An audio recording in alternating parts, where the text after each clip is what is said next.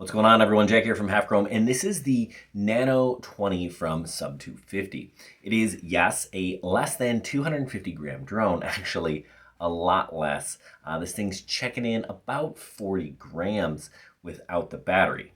It is a tiny freestyle ripper, and I'm a big fan of little drones like these. Now, yes, I fly some larger freestyle drones as well, but I really think that this is an excellent idea for a lot of people. One, it's under 250 grams, so it's not subject to remote ID. And if you're like, I don't care about remote ID, Jack, I'm not gonna bother with remote ID, well, there's still a lot of advantages to having a little quad like this.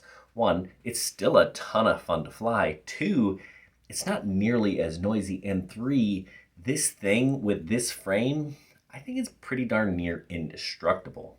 It's great to fly under the radar, pun intended, and with little drones, you can absolutely do that. I'm gonna tell you a little bit more about the Nano20 in just a second.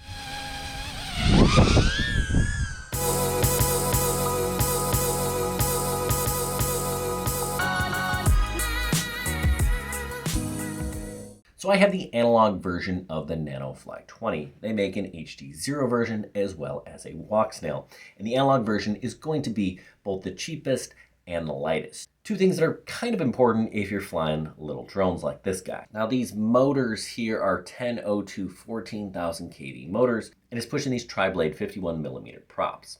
It gives it plenty of power and zip, absolutely more power, especially since we're running this thing off of 2S. Now they make a drone similar to this that'll run 1S, but you know, this XT30 connector, we got a capacitor here, 2S power, 2S fun. We've got an all-in-one flight controller here. This is the Red Fox 12 amp ESC. There is also an integrated ELRS receiver, and it is serial based, which is a bonus. We've got a flexible TPU printed canopy here, as well as a TPU printed mount for your battery. It's held into place with one tiny little screw. I don't know that I would have done this because that really does kind of limit your battery size.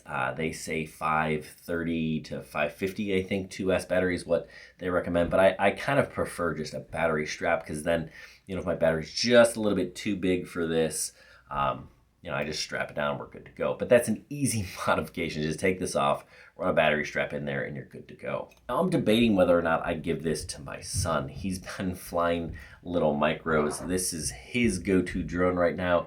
This is the Emax Freestyle 3 Plus with HD0.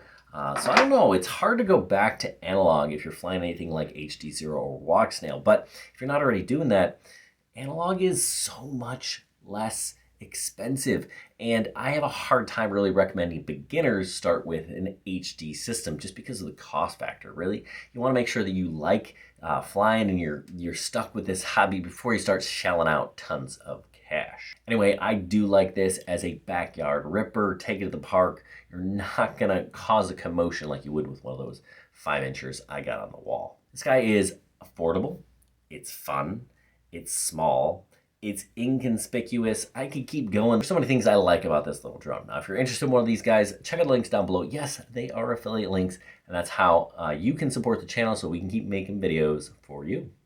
Anyway, I hope this was helpful. Good luck, everyone, and happy flying.